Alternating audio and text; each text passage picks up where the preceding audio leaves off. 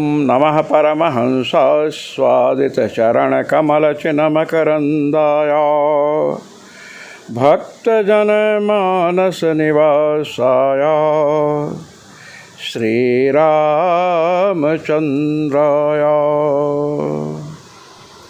यत्र यत्र रघुनाथकीर्तनं तत्र तत्र कृतमस्तकाञ्जलिं बाष्पवारि परिपूर्णलोचनं मारुतिं नमते राक्षसान्तकं। सीतानाथसमारम्भां रामानन्दार्यमध्यमाम् अस्मदाचार्यपर्यन्तां वन्दे गुरुपरम्परां वन्दे गुरुपरम्परां। सर्वेश्वर श्री रघुनाथ जी महाराज की। आज है कि श्रीमद् भागवत महापुराण के श्रवण से अनेक प्रकार के पापियों का उद्धार होता है। माता पिता से द्वेष करने वाले, ब्राह्मण का सुवर्ण सोना चुराने वाले, नित्य व्यभिचार परायण, समझे कि नहीं, कामी, कल कामी का व्याख्यान हुआ था। कामी कहते हैं परदाराभिलाषी को, दूसरे की स्त्री का जो अभिलाषी हो उसे कामी कहते हैं। दूसरे के पति का अभिलाषी कोई नारी है तो उसे कामनी कहते हैं। ये काम, जैसे धनी शब्द में इन प्रत्यय हुआ है तो धन, किसी के पास एक पैसा है वो भी तो धन है, तो एक पैसा वाले को धनी नहीं कहते हैं। जिसके पास प्रचुर धन हो तो मतु प्रत्यय जो होता है तो उसमें आया है। तो प्रत्यय किन किन अर्थों में होता है? भूमनिंदा प्रशंसासु नित्ययोगे सायने संसर्गेस्ति विवक्षायां भवन्ते मतुवादयः। शास्त्यस्मिन् नीति मतु, अष्टाध्याय के 5वें अध्याय के द्वितीय पाद का 94 सूत्र है। भूमनिंदा प्रशंसासु, यहाँ पर भूमा का अर्थ है बहुत्व। जैसे गोमान प्रयोग है तो एक गाय होने पर गोमान प्रयोग नहीं होगा। यहाँ मतु प्रत्यय भूमार्थक भी है, अर्थात गावः सन्ति अस्य इति गोमान, एक गाय रहने पर गोमान शब्द का प्रयोग नहीं होगा। इसी प्रकार आत्मदेव के लिए कहा गया भिक्षुको वित्तवान लोके, वित्तवान, तो यहाँ वित्तान सन्ति अस्य इति वित्तवान, यहाँ मतु प्रत्यय हुआ और माँ को वाह हो गया। तो वित्तवान का अर्थ है कि बहुत अधिक धन था आत्मदेव के पास। अब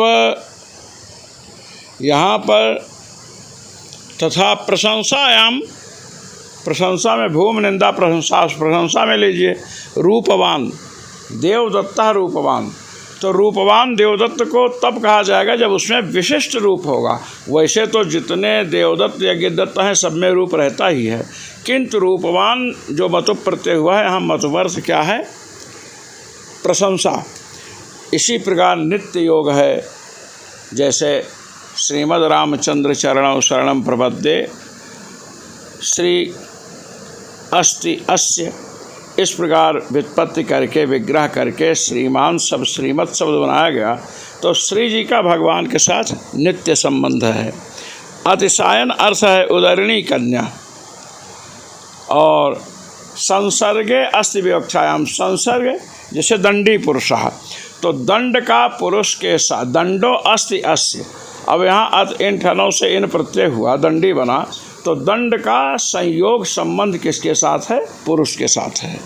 यहाँ पर एक बात हमें अवश्य समझनी चाहिए कि जो संसर्ग है वो वृत्त नियामक ही लेना है, वृत्त नियामक संबंध ही हमें यहाँ ग्रहण करना है, वृत्त नियामक संबंध नहीं लेना है। वृत्त नियामक संबंध क्या हुआ? संयोग है, समवाय है, ये संबंध, और स्वरूप संबंध है, ये वृत्तता नियामक संबंध है।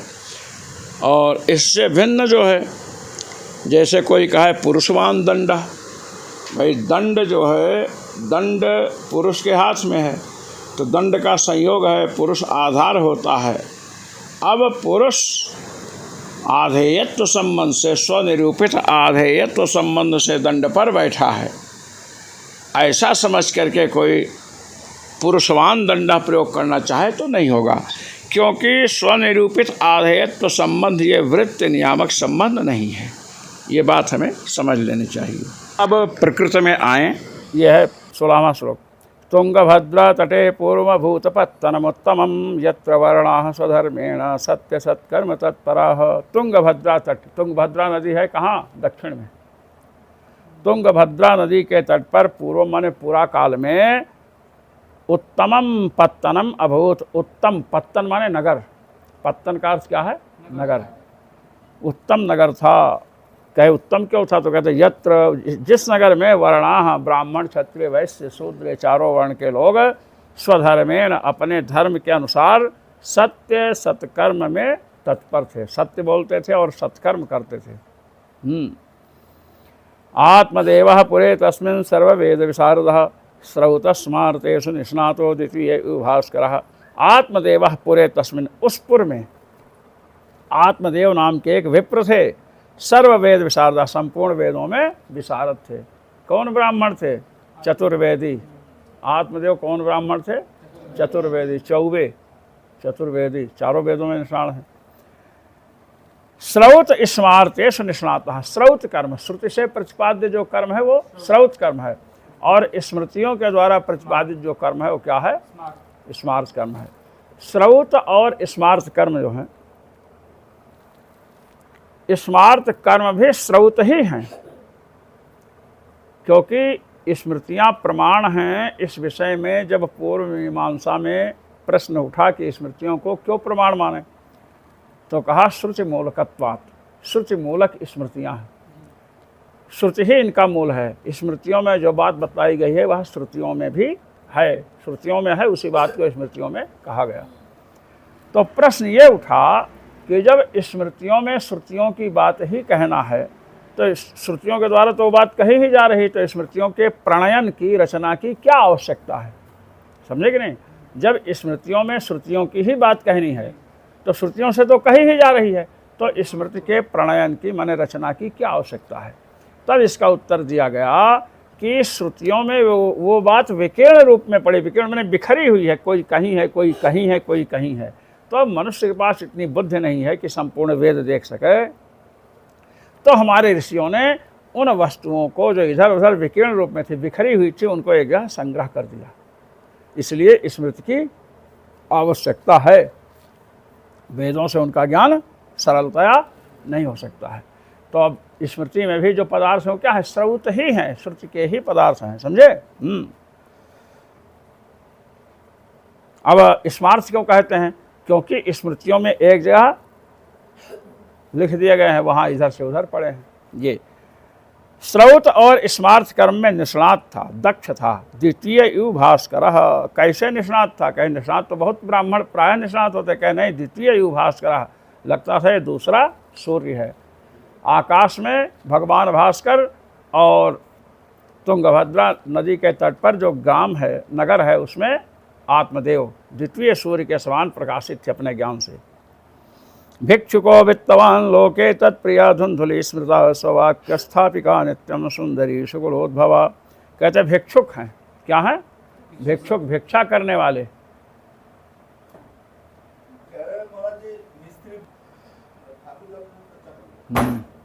हाँ, ठाकुर साहब से भी हो जाएगा। हाँ चलिए, भिक्षुको कहते आत्मदेव बहुत बड़ा विद्वान है, लेकिन क्या है? भिक्षुक है। वित्तवान लोके, भिक्षुक होकर के भी धनवान है, भिक्षुक होने के बाद भी क्या है? धनवान है। लोके माने इस लोक में भिक्षुक होने के बाद भी वो वित्तवान, वित्त माने धन, धनवान है। तत्प्रिया धुंधुली स्मृता, और उसकी जो प्रियतमा है, पत्नी है, उसका नाम धुंधुली है। क्या नाम है? धुंधुली। एक विद्वान बता रहे थे, धुंधुकार से काम सुख, धुंधुम काम सुखम लाच गृहणात या सा धुंधुली, जो काम सुख को ही अपने जीवन में महत्व दे उसे धुंधुली कहते हैं। ये कहे उसका लक्षण क्या है? ये जो बताए, स्ववाक्य स्थापिका नित्यम, अपनी बात को स्थापित करती है, योग्यता भी करते होंगे ना, क्या कहते हैं आचार्य जी? अरे आपको बहुत बहुत धन्यवाद है कि आपने इनके सामने जी कह दिया, नहीं तो आजकल के लोग पत्नी के सामने जी नहीं बोल पाते हैं, समझे कि नहीं? हाँ, स्ववाक्य स्थापिका नित्यम। पत्नियों का प्रायः स्वभाव होता है कि अपने बात को नित्य स्थापित, ऐसा ही है। कैसे ऐसा है? हमने कह दिया तो कह दिया, समझे कि नहीं? ये अच्छा, ये वही माने स्थापित करती हैं कि जो पतिपरायणा होती हैं, जो पतिपरायणा स्त्रियां हैं ना, पति को सर्वस्व मानने वाली हैं, वो ऐसा करती हैं रोज प्रतिदिन। जो पतिपरायणा पतिप्राणा नहीं है, वो एक दिन, महीने में 2 दिन उसकी बात स्थापित हो सकती है, और नहीं तो मारपीट हो जाएगी, पति घर से बाहर निकाल देगा। मतलब सब नहीं स्थापित मतलब गर्व के साथ जो सेवा परायण होगी, जो पति को जो उसने अपने वश में कर रखा है सेवा के बल से, उसकी बात पति को माननी पड़ती है ये। और जो पति प्राणा नहीं है, केवल झगड़ा करती हैं, माई के फ़ोन करती रहती है, ये वो, तो वो अधिक दिन नहीं स्थापित कर सकती है। अधिक दिन स्थापित करने के लिए अपनी गरिमा होनी चाहिए, चाहे पति हो चाहे पत्नी हो। देखिए, स्ववाक्य स्थापिका नित्यम, ये प्रत्येक पत्नी की स्थिति है कि अपने वाक्य का स्थापना करती है। प्रत्येक मतलब जो शिक्षित अधिक नहीं है, जो शिक्षित है वो विचार करती है। पति की बात पर भी विचार करेंगी, पति भी पत्नी की बात पर विचार करेगा, क्योंकि पत्नियां पहले से परामर्श देती हैं। तारा ने बाली को परामर्श दिया कि भगवान राम से युद्ध आप मत कीजिए, और रावण को मंदोदरी ने परामर्श दिया कि आप युद्ध मत कीजिए, और दोनों नहीं मारे, दोनों नहीं माने तो दोनों मारे गए। तो ये, लेकिन स्ववाक्य स्थापिका अगर है, परामर्श में अपने वाक्य की स्थापना नहीं की जाती है। परामर्श में कि आप ऐसा करें तो अच्छा रहेगा, बस। तो अपने वाक्य की स्थापना कहाँ होती है? जहाँ हठी औरत होगी, जिद्दी हो, हठी हो एकदम, तो अपने वाक्य की स्थापना करेगी। अथवा पति के प्राण या पति की हानि होने वाली हो, तो भी वो स्थापना करेगी। नहीं करेगी तो उसकी कमी है, पति को बचाना है, इसलिए अपने वाक्य। नित्यम सुंदरी, सुंदर भी है, सुंदरी है, और कहे सुकुलोद्भवा, सुंदर कुल में उसका जन्म हुआ है। लोकवार्ता रता क्रूरा, आप कह रहे हैं कि उसका स्वभाव कैसा? लोकवार्ता रता क्रूरा, लोकस्तु भुवने जने, लोगों की वार्ता में लगी रहती है। ये आदमी ठीक नहीं है, ये आदमी हमारे मायके से है, अच्छा है, ये ऐसा है, ये चोर है, ये बदमाश, ये लोकवार्ता रता। क्रूरा, बड़ी क्रूर है, निर्दयी है। प्रायसो बहुजल्पिका, प्रायः बहुत बोलने वाली है, समझे कि नहीं? कहे कि दोष ही दोष है, कहे नहीं, सूराचाग्रह करते, घर के काम में वीर है, घर के काम करने में वीर है, आलसी नहीं है। कृपणा कलह प्रिया, कृपण माने कंजूस है, कृपण माने कंजूस है। और कलह प्रिया, कलह उसको बड़ा प्रिय है, झगड़ा, समझे? ये कलह प्रिया, हाँ, कलह प्रिया है। तो नहीं, पत्नियों को कलह चाहिए। अगर कलह ना हो तो उनका मन, एक व्यक्ति ने एक अपने सखी से मिलने गई, तो बैठी थी गुमसुम, पूछी क्यों, क्या बात है? पति ओ तुमको बाहर घुमाने नहीं ले जाते हैं क्या? क्या अभी परसों ही लंदन घूम कर आई हूँ। क्या शॉपिंग नहीं कराते हैं क्या? कहे 1 लाख का सामान कल ही खरीद करके लाई। कहे कि घर में काम अधिक करना पड़ता है, कहे 4 नौकरानियाँ हैं। तो कहे फिर क्यों तुम गुमसुम बैठी हो? कहे झगड़ा करने का अवसर ही पति नहीं देता है, हमको क्या चिंता है कि झगड़ा करने को मिले, और झगड़े का अवसर नहीं मिल रहा है। कही अरे ये है पत्नी, समझे कि नहीं? झगड़े का अवसर चाहिए। ये तो बता रहे, कृपणा कलह प्रिया, कलह प्रिय है, कलह बहुत अच्छा लगता है। कहते एवं निवस्तो प्रेमणा दंपत्यो रममाणयो अर्थाः कामास्तयो रासन्ना सुखाय गृहात्कम। कहते इस प्रकार प्रेम से निवास करते हुए दंपति माने पति पत्नी, रममाणयो माने सानंद निवास कर रहे थे। शब्द रममाण माने विषयों का आनंद ले थे, शब्द रूप रस गंध स्पर्श जैसे विषयों में रमण कर रहे थे, आनंद ले रहे थे। अर्थाः कामाः तयोः आसन, उनके अर्थ और काम था। काम माने लौकिक सुख और अर्थ माने द्रव्य पैसा। तयोः आसन न सुखाय गृहाज कम, अर्थ और काम तो थे लेकिन सुख के लिए घर आदि कुछ भी नहीं था। माने घर इत्यादि भी साथ था लेकिन इनसे उनको सुख नहीं मिलता था। घर से मकान और जो भी संपत्ति थी उससे सुख नहीं मिलता था। क्यों? क्योंकि उनके पास संतान नहीं थी। पश्चात धर्म समारब्धास्ताभ्याम संतान हेतवे, उन दोनों के द्वारा संतान के लिए पश्चात माने इसके बाद धर्म समारब्धा, धर्म का आचरण आरंभ किया। गो भो हिरण्यवासांस दीनेभ्यो यच्छतः सदा, जो दीन लोग हैं, दीनहीन लोग होते हैं ना, गरीब, दीनहीन का मतलब जो गरीब लोग हैं उन गरीबों को गाय गोदान शुरू किया। भू माने जमीन पृथ्वी का दान शुरू किया। हिरण्य माने सोना और वासांश वासा माने वस्त्र देना शुरू किए। यच्छतः सदा, दीनेभ्य माने जो दीनहीन है, यच्छता माने दत्तः देते हुए, इस प्रकार दान देते हुए उन्होंने धर्म का आरंभ किया संतान के लिए। धनार्धम धर्म मार्गेण ताभ्याम नीतम तथा विचार, ताभ्याम माने उन पति पत्नी के द्वारा धन का आधा भाग, धर्म मार्ग से धन का आधा भाग जो है नीतम दे दिया। धनार्धम धर्म मार्गेण ताभ्याम नीतम, उन दोनों ने आधा धन धर्म मार्ग से दे दिया। किसको? गरीबों को। तथापि फिर भी ना पुत्रो ना पिवा पुत्री, ना तो पुत्र हुआ ना पुत्री हुई। चिंतातुरौ भृशम, भृशम माने अत्यधिक, चिंतातुर हुए, दोनों चिंता से आकुल हो गए। एकदा सा द्विजो दुखाद गृहम त्यक्त्वा वनम गतः, अब जब नहीं हुआ तो पत्नी में झगड़ा हुआ। पत्नी ने कहा तुम्हारे कारण संतान नहीं हो रही, उन्होंने कहा तुम्हारे कारण नहीं हो रही है। तो पति ने कहा कि जब हमारे को ही सब दोष देना है तो हम जंगल जा रहे हैं तुमको छोड़ करके। ये जंगल चले गए। अच्छा, जो पत्नी थी, पत्नी की जो बहन थी वो उससे भी आगे थी, महादुष्टा थी। तो ये यहाँ आए, कहाँ? वन में। एकदा सा द्विजो दुखाद गृहम त्यक्त्वा वनम गतः, कहते वो द्विज जो है, द्विज माने ब्राह्मण, दुखात दुख हुआ। दुख किससे हुआ? हाँ, मैंने संतान नहीं उत्पन्न हो रहे इसलिए दुख है। भाई संतान नहीं हो रही तो इसलिए दुखी हैं। तो संतान न होने के दुख से घर को त्याग कर वन में चले गए। जब संतानें नहीं है तो घर और वन बराबर है, त्याग कर जाने की जरूरत नहीं थी, लेकिन गए, मरने गए। मध्याह्ने त्रिस्तो जाता, मध्याह्न काल है। मध्याह्न काल कितने बजे से होता है बोलो? है 12 तो अपराह्न में आ जाएगा, उत्तरायण में आ जाएगा।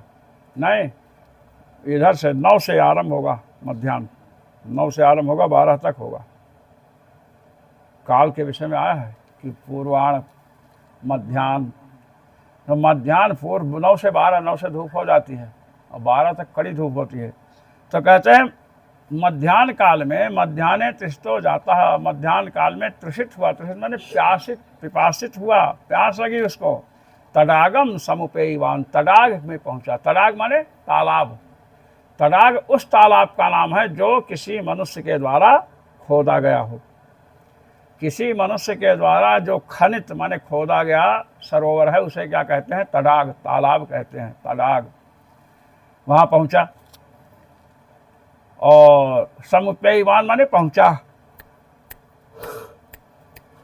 तालाब को प्राप्त किया।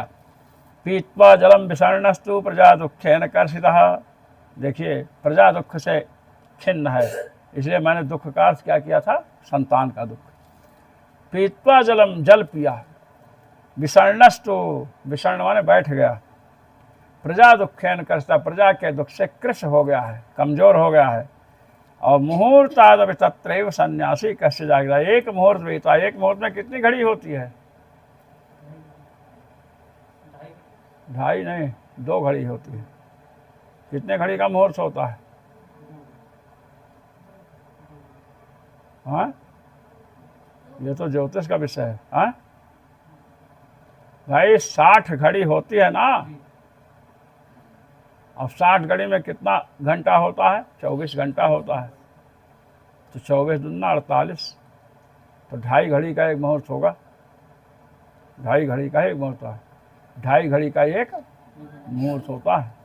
तो वही बता रहे हैं, मुहूर्तादपि तत्रैव सन्यासी, मुहूर्त माने 2.5 घड़ी। हाँ, कितने मुहूर्त कितने होते हैं आचार्य जी? मुहूर्त तो कई, मुहूर्त बीता,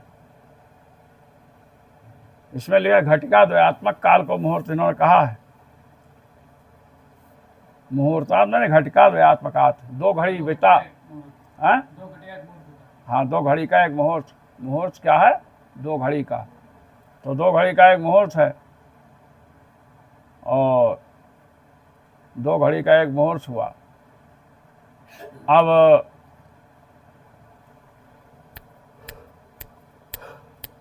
दो घड़ी बीता, उसी समय कोई सन्यासी आ गए। दृष्ट्वापीत जलम तम तो विप्रो या तस्तदानिकम, उनको भी प्यास लगी थी। प्यासा तालाब के पास जाता, वो भी आकर के जलवल पिए। अब इन्होंने देखा, आत्मदेव ने देखा, दृष्ट्वापीत जलम तम तम पीतम जलम एन तम, पी लिया गया है जल जिसके द्वारा। ऐसे सन्यासी को देखा तो विप्रो यातस तदंतिकम, याता माने पहुँचे, तदंतिकम माने तस्य अंतिकम, उनके अंतिक माने समीप, सन्यासी के समीप पहुँचे। नत्वा चापादयोस्तस्य, उनके दोनों चरणों में नमस्कार किया। समझे?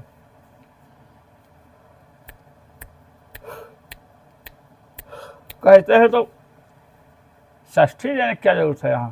पादयो नत्वा, पादव नत्वा होना चाहिए, उनके चरणों को प्रणाम किया। तो कहते हैं संबंध मात्र की विवक्षा से षष्ठी, कर्मादि नाम संबंध मात्र विवक्षायाम षष्ठेव। कर्मादि को संबंध मात्र की विवक्षा हो तो षष्ठी होती है, कर्म में षष्ठी हुई है। मतलब चरणों को नमस्कार किया।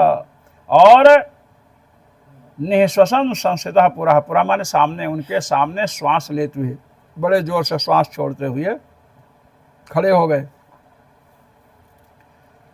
यति उवाच, यति उवाच, यति बोले, सन्यासी देवता महाराज बोले, कथम रोदिषि विप्र, हे ब्राह्मण क्यों रो रहे हो? क्यों रो रहे हो? तुम क्यों रो रहे हो? काते चिंता बलियसी, तुम्हें कौन बलवती चिंता है? बहुत बड़ी चिंता तुम्हें क्या सता रही है? बदतम सत्वरम मह्यम, तुम सत्वर माने शीघ्र ही, मह्यम माने मुझे, बद माने बोलो। स्वस्य दुख से कारणम, तुम्हारे दुख का कारण क्या है बताओ? ब्राह्मण वाच, ब्राह्मण बोले, किम ब्रवीमि ऋषे दुखम पूर्व पापेन संचितम। कहते हे ऋषे, हे महर्षे, क्या बताऊं? किम ब्रवीमि माने क्या बताऊं? दुखम पूर्व पापेन संचितम, ये जो हमें दुख मिल रहा है पूर्व पाप से संचित है, पूर्व जन्म के पापों से ही हमें दुख मिल रहा है, ये बता रहे हैं। मतलब अगर दुख अधिक मिल रहा है तो पूर्व जन्म के पाप हैं, इसलिए पुण्य करना चाहिए। मदीया पूर्वजास तोयम कवोषणम उपभंजते, कहे जो हमारे पूर्वज हैं, पितर लोग, जब हम अर्घ्य वर्घ्य देते हैं, तर्पण का जल देते हैं, तो जैसे कवोष माने गर्म जल किसी को पीने को दिया जाए, ऐसे वो ग्रहण करते हैं। गर्मी का समय है और गर्मी में आपको गर्म जल दें तो पीने में अच्छा लगेगा? थोड़ा मुंह में रखा, पीना जब पीना वही है तो थोड़ा मुंह में रखेंगे, ऐसे ऐसे इधर उधर करेंगे देखते हुए, समझे कि नहीं? ये कवोषणम माने ईशद उष्णम, थोड़ा गुनगुना जल, उपभुंजते माने ग्रहण करते हैं। मद दत्तम न गृहणन्ते प्रीत्या देवादिजातयः, मेरे द्वारा दिया गया कोई भी वस्तु है, दान है, समझे कि नहीं? दान, ये दिख तो नहीं रहा इसमें, देखना ये लग गया है। मेरे द्वारा दिया गया दान प्रसन्नता पूर्वक मेरे द्वारा दिया गया दान या मेरे द्वारा दिया गया दान प्रसन्नता पूर्वक देवता और ब्राह्मण नहीं ग्रहण करते हैं। मैं देता हूँ तो ऐसे लेते हैं जैसे कोई बहुत बड़ा पाप उनको मिल रहा है। ये प्रजा दुखेन शून्यो हम प्राणां त्यक्त्वा इहागता, मैं प्रजा के दुख से शून्य हो गया हूँ, हमें कुछ बचा नहीं है। प्राणां त्यक्त्वा इहागता, मैं प्राण त्यागने के लिए यह माने यहाँ आगता माने आया हूँ। धिक जीवितम प्रजाहीनम, संतानहीन जीवन को धिक्कार है। धिक गृहम चा प्रजाम बिना, संतान के बिना घर को धिक्कार है, समझे। धिक धनम चान अपत्य से, अपत्य कहते संतान को, संतान रहित जो व्यक्ति है उसके धन को धिक्कार है। धिक कुलम संततिम बिना, संतति माने संतान, संतान के बिना कुल को धिक्कार है। जिस कुल में संतान नहीं तो कुल बेकार है। और कहते पाल्यते या मया धेनु संबंध्या सर्वथा भेद, मैं जिस गाय को पालता हूँ वो गाय बांझ हो जाती है। क्या हो जाती है? बांझ। बांझ जानती हो? बांझ, बंध्या। बांझ का मतलब कि वो बच्चा पैदा करने लायक नहीं रहती है, संतान उत्पन्न करने लायक वो नहीं रहती है। देखिए, यो मया रोपितो वृक्षः सो विबन्ध्यत्वमासेत्, जो वृक्ष मैं लगाता हूँ आम का, पपीता का, वो भी बांझ हो जाता है, वो उसमें भी फल नहीं लगता है। हाँ, यत् फलम मद गृहायातम शीघ्रम तच्च विशुष्यति, जो फल मेरे घर आता है, आम वाम, तो आम लाए शाम को रखे सवेरे सूख गया। टमाटर लाके रखे, लाल लाल टमाटर बढ़िया, और सवेरे जब सब्जी वो पोहा बनाना हुआ तो पत्नी ने कहा कि तो टमाटर है खराब हो गया, ये तो सूख गया है। ये बता रहे हैं।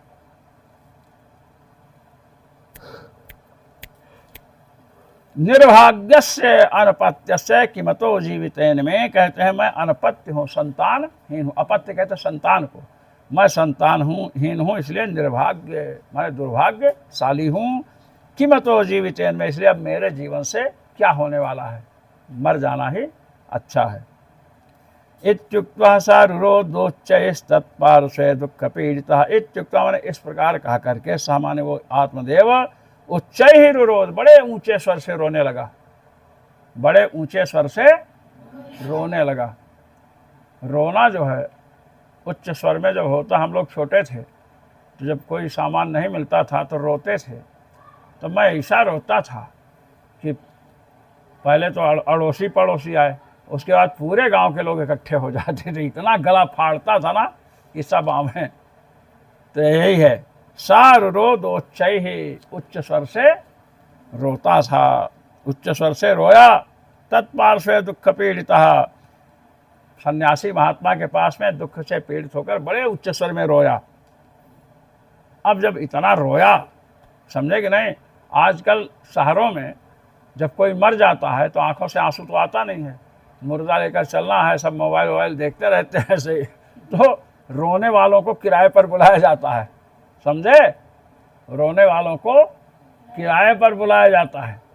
तो वो कहते देखिए हम बीच बीच में रोना बंद कर देंगे, कहने नहीं आपको पूरा रोना है, कहने तो पैसा और बढ़ाइए, समझे कि नहीं। तो उसी में जो है वो क्या करेंगे, रोना।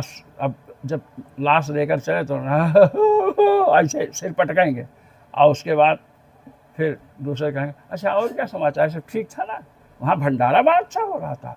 तो जिसका अगर कोई मर कहे रो ये क्या करो, तो पैसा बढ़ाओ, समझेगा नहीं, ऐसा करते हैं, रोने ठेके पर आते हैं रोने वाले। ये देखिए, रुरोधोच्चैः तत्पार्श्वे, तो दुख से पीड़ित होकर रोया। तदा तस्य ते चित्ते करुणाभूत गरीयसे, तब उन यति माने सन्यासी के चित्त में करुणा उत्पन्न हुई। गरीयसे माने बहुत अधिक करुणा उत्पन्न हुई, और बड़े भारी ज्योतिषी थे। तो ये जो भाल है ना, मस्तक ललाट, यहाँ पर सबके भाग्य लिखे रहते हैं। ये भी ये अलग विज्ञान है, और ये अलग विज्ञान है। ये कोई आवश्यक नहीं जो हस्तरेखा जानते हो मस्तक की रेखा भी जाने। मस्तक की रेखा में जो है दक्ष होना बड़ा आवश्यक है। तो बताइए, देखिए, तद भालाक्षर मालाम च वाचया मास योगवान, योगी जो थे कौन, सन्यासी महात्मा तद्भालाक्षर, तद माने तस्य, उस आत्मदेव के भाल, जो भाल है ना, ये भाल मस्तक ललाट, इस पर जो अक्षर माला लिखी थी, अक्षरों की पंक्ति थी, उसको पढ़ा। सर्वम ज्ञात्वा यते पश्चात द्विजमूचे सविस्तरम, सब कुछ समझ करके यति ने, सन्यासी ने, पश्चात मैंने सब कुछ समझने के बाद द्विजम ऊंचे सविस्तरम, द्विजम माने उस आत्मदेव ब्राह्मण को ऊंचे माने बोला, सविस्तरम विस्तार के सहित।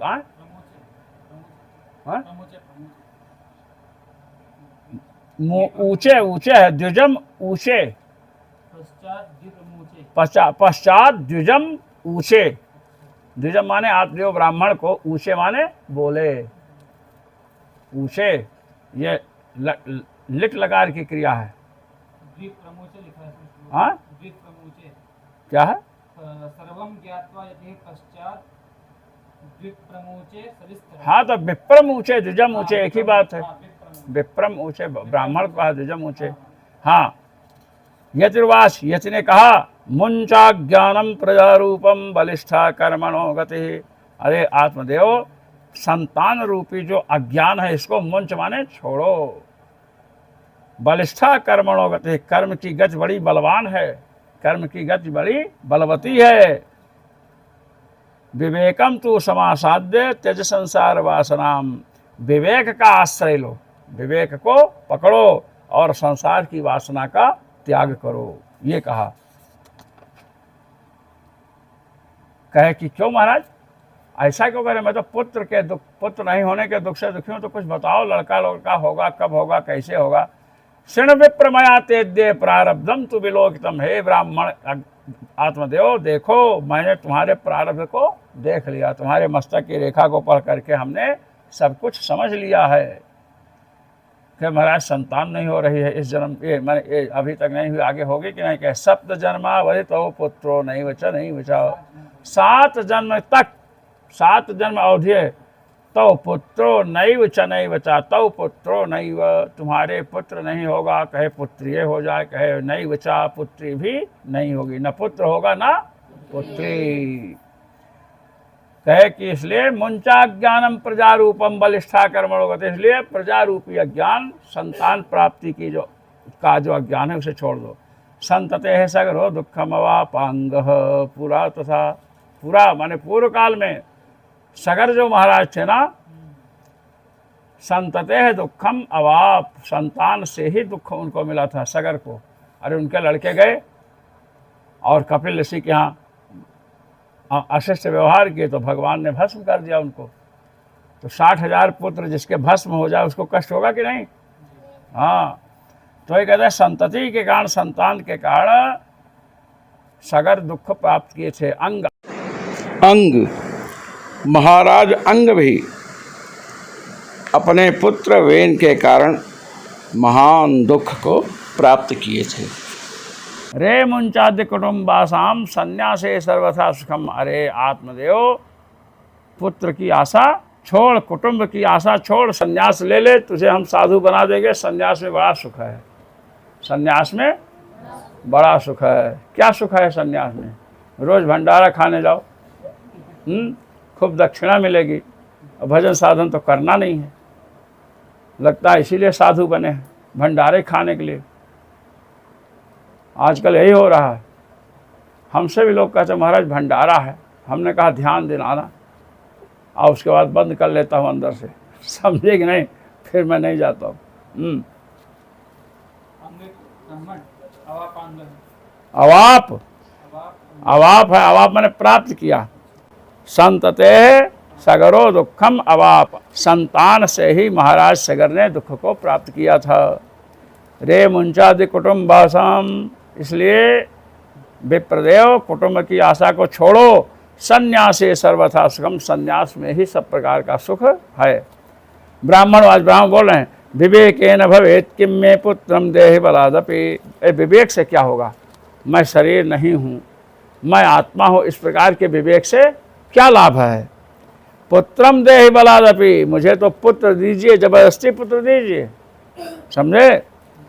नो चेत, उसने कहा अगर नहीं दिया तो कहे नो चेत त्यजाम्य हम प्राणांस्तुदग्रे शोकमोषिता, यदि आप पुत्र नहीं दोगे तो आपके आगे मैं शोक से व्याकुल होकर के प्राणों को छोड़ दूंगा।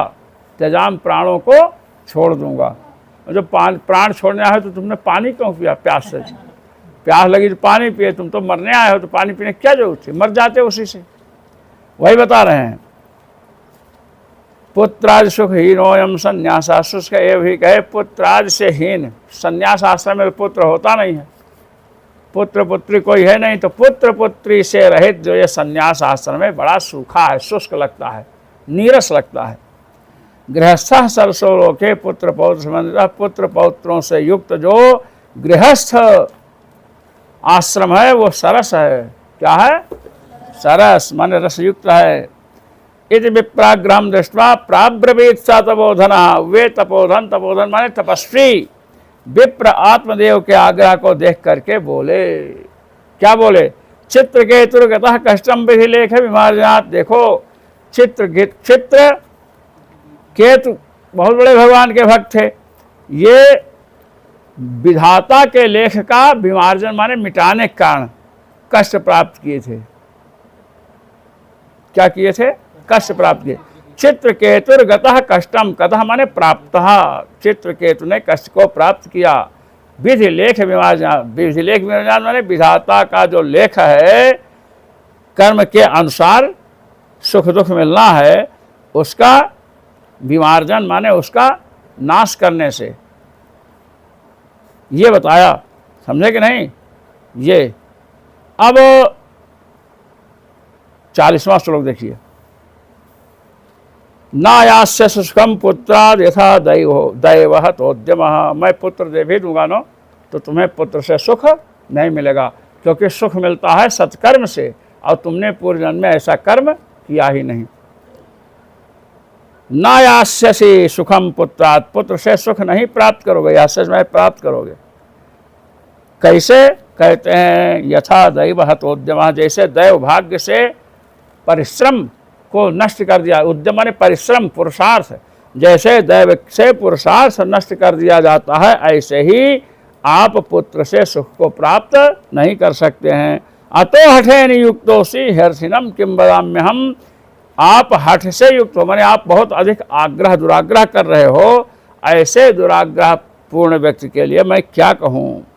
तस्याग्रहम समालोक्य फल में कम सा दत्तवान। अब महाराज आत्मदेव भी भिक्षुक तो थे ही, ज्ञानी तो थे, तुरंत चरण पकड़ा और कहा कि हम तालाब में डूब कर नहीं मरेंगे, हम तो आपके चरणों में ही अपना प्राण दे देंगे। समझेंगे नहीं? पकड़ लिया। अतो हठेन युक्तोसि, हठ से युक्त हो, इसलिए अब अर्थी हो, प्रार्थी हो, क्या वह कहूँ। तस्याग्रहम समालोक्य, उसके आग्रह को देख करके फल में कम सादत्वान, उन्होंने एक फल दिया। क्या किया? एक फल दिया।